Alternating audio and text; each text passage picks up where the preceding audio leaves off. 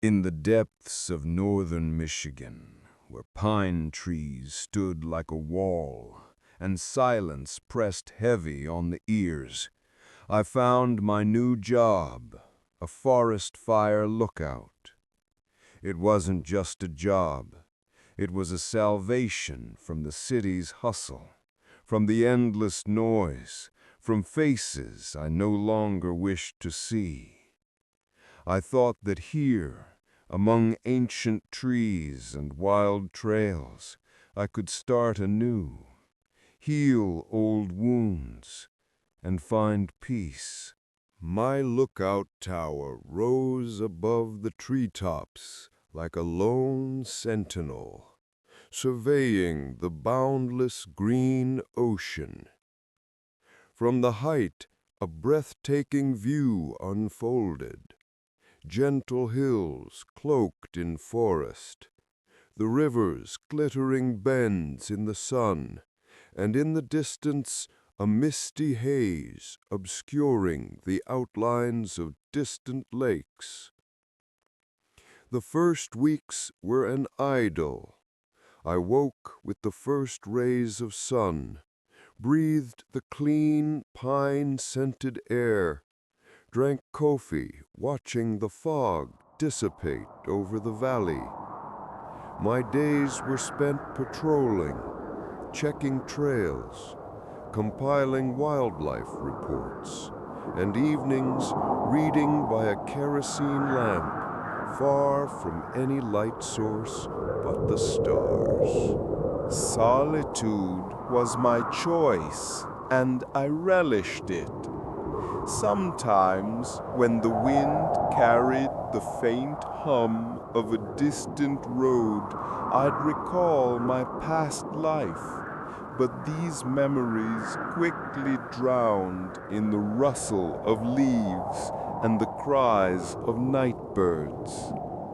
The forest became my home, its sounds my music, its mysteries my new reality. But over time, the forest began to change. Or perhaps I began to change under its influence. The first warning sign was a whisper, barely perceptible, like the rustle of autumn leaves. It seemed so distant that I attributed it to the play of the wind, to fatigue, to an overactive imagination. But the whisper grew more insistent. Sometimes it sounded as if someone was uttering my name, softly and drawn out, like an echo. I started searching for the source. I scoured the entire vicinity of the tower, examined every clearing, looked under every bush. Nothing. Only trees, stones, dead leaves, emptiness. My sleep became restless.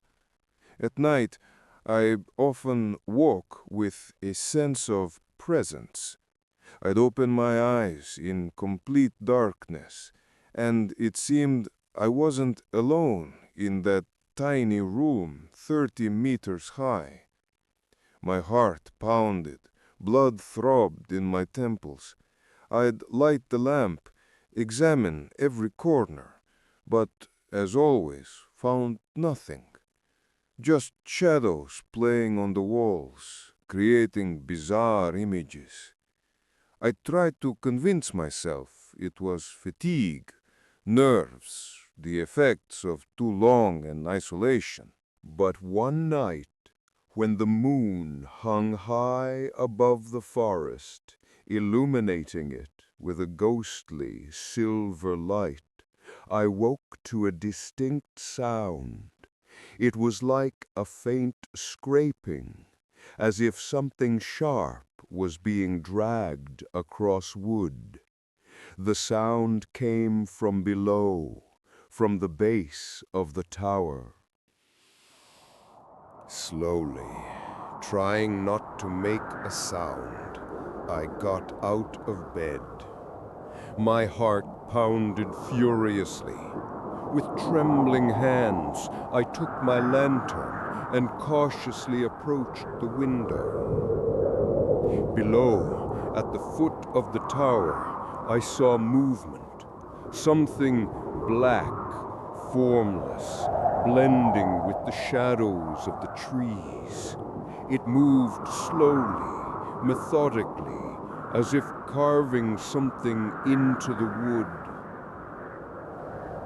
I froze, afraid to move, afraid to breathe. My brain refused to comprehend what I saw. It wasn't an animal, not a person. Something else. Something that shouldn't have been there. I watched this creature for several minutes that felt like an eternity. Then it froze, raised something akin to a head, and looked directly at me. I thought I saw two glowing eyes piercing the darkness, filled with unfathomable, ancient malice. A chill ran through my body from that gaze. My hair stood on end. I stumbled back from the window, dropping the lantern. It shattered, plunging the room into pitch darkness. I spent the rest of the night pressed against the wall, not daring to move, listening to every rustle, every creak of the tower. I heard a faint scraping sound ascending the stairs. Then it stopped, and then silence. An ominous, oppressive silence. In the morning, when the first rays of sun broke through the treetops, I gathered all my will and descended. Approaching the base of the tower, I saw symbols carved into the wood. They resembled ancient runes, but distorted, sinister, as if etched by claws. And among them, my name, carved deep into the wood like a warning. Panic seized me. I knew I had to leave, immediately. But something held me back. Curiosity? Fear? Or a feeling that there was no escaping it now? I began exploring the forest with a new purpose. I looked for signs, tracks, something that would explain what had happened. The more I searched, the more I found. Signs were everywhere. Branches broken in an unnatural way. Stones arranged in strange figures. Small piles of animal bones, neatly laid out in a specific order. The forest I had considered my sanctuary now seemed like a trap. With each passing day, the sense of presence grew stronger. I felt watched, as if thousands of invisible eyes followed my every step. At night, I heard footsteps around the tower, whispers that now spoke not only my name, but also unfamiliar voices I couldn't discern, but which held a threat. I tried to contact the outside world. My radio, which had worked flawlessly until then, began to malfunction. Crackles, static, voices distorted beyond recognition. Words that made no sense, but sounded ominous. I tried to explain what was happening, but no one heard me, or didn't want to hear. One evening, as the sun dipped below the horizon, painting the sky in blood-red hues. I sat by the window, gazing at the forest. At that moment, I saw them, numerous shadows moving between the trees. They were formless, but I knew it was them, those who scratched my name, who whispered at night, who watched me. They approached, slowly, relentlessly. I saw them emerge from behind the trees, their silhouettes becoming clearer, yet still distorted, inhuman. I froze, paralyzed by fear. My brain screamed, "Run!" but my body wouldn't obey. They surrounded the tower. I heard their footsteps, their whispers, which now turned into a cacophony, a mix of ancient languages, hisses, scrapes, sounds that turned the soul inside out. I saw their dark silhouettes ascend the stairs, slowly, step by step. With each step, they drew closer. I heard their claws scraping against the wood, their heavy bodies rubbing against the walls. I huddled in the farthest corner of the room, curled into a ball, eyes closed, praying it was all a dream. But it wasn't a dream. It was real. The door burst open. I didn't dare open my eyes. I felt their presence, their cold breath, their scent, the smell of damp earth, decomposition, and something else, something so repulsive words cannot describe. I waited for the end. But the end didn't come. Instead, I felt a light touch, cold as ice, yet soft. It touched my cheek, and at that moment I opened my eyes. A creature stood before me. It was unlike anything I had ever seen. Tall, thin, with long, clawed limbs. Its skin was pale, almost translucent. Its eyes black, bottomless, pupilless. It looked at me, and in its gaze there was neither malice nor curiosity, only ancient, indifferent knowledge. It raised its hand, and on its palm I saw my name carved, exactly like the one on the wood at the base of the tower.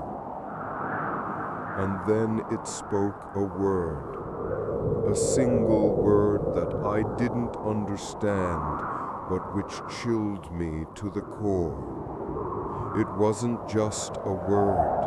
It was a verdict. After that, the creatures began to leave. They descended the stairs, their footsteps fading into the distance. I remained alone, trembling, depleted, but alive. Physically alive, but something inside me died that night. I don't know what it was. I don't know where they came from or what they wanted. I only know that I can never forget their gazes, their whispers, their touch. I fled the forest at dawn, leaving everything behind. I left my job, my belongings, my past life. I drove without stopping until I reached civilization, to the noise, to people. But even here, among the crowd, I feel their presence. I hear their whispers in the city noise, see their shadows in every dark alley. Sometimes at night I wake to a chill on my cheek, and then I know they haven't forgotten me, and that sooner or later they will come again, and then I will have to pay for my curiosity, for daring to go too deep into their forest, into their world. I know it sounds like a madman's ravings, but I saw it, I lived it, and I know that beyond these pines, deep in the Michigan forests, lurks something ancient, something evil, something waiting for its hour to make itself known again. And I, the forest lookout, was just one of those who accidentally glimpsed beyond the rail, saw what was not meant for human eyes, and am now condemned to remember forever. The smell of pines now associates for me not with purity and freshness, but with decay and fear. I can no longer look at tall trees without imagining shadows hiding behind their trunks, waiting, watching. Every time I hear the rustle of leaves, I flinch, anticipating the familiar whisper that once seemed like just wind. I tried to tell about it. I told my loved ones, former colleagues, even tried to consult specialists, but they all looked at me with pity, with sympathy, like someone who had experienced severe stress and now needed help. They spoke of hallucinations, of paranoia, of how loneliness can greatly affect the psyche. But none of them believed me. None could imagine the abyss of horror I had seen in the depths of the forest. I had to accept it. Accept that I bear this burden alone, that my experience is my personal curse, which I cannot share with anyone. I live a normal life, go to work, socialize with people, try to appear normal. But inside me, fear constantly lives. Fear that one day I will again see those black eyes, hear that ancient whisper. I no longer sleep peacefully. Every night I awake from nightmares, reliving that night in the lookout tower again and again. I see their silhouettes, hear their footsteps, feel their cold touch. Sometimes I think I smell the faint scent of decomposition they left behind. I started noticing strange things around me.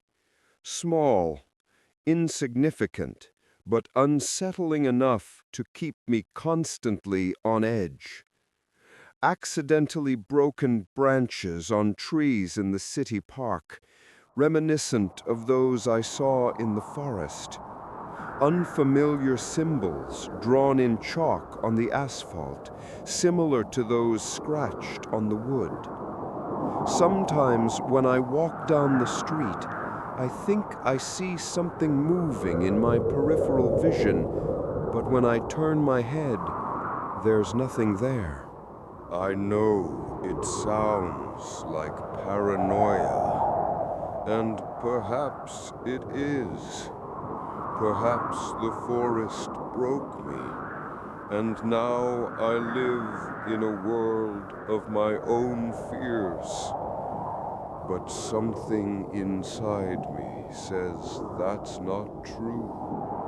That they are real.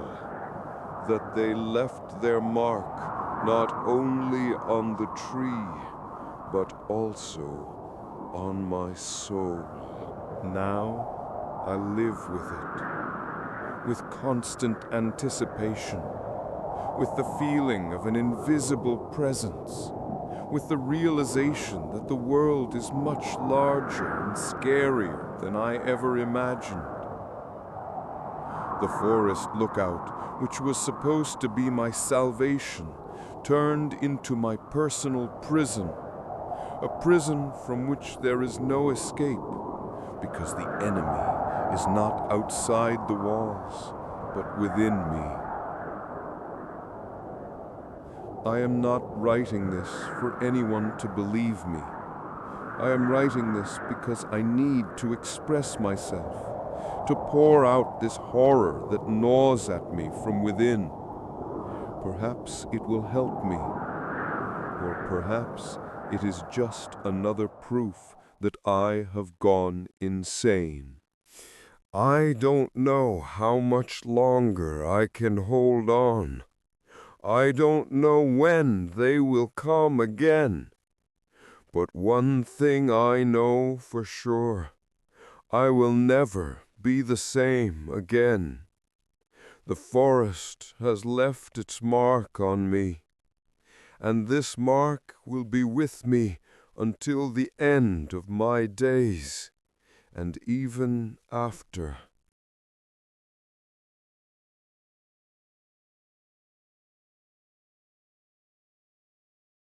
Good night. Don't forget to subscribe to the channel.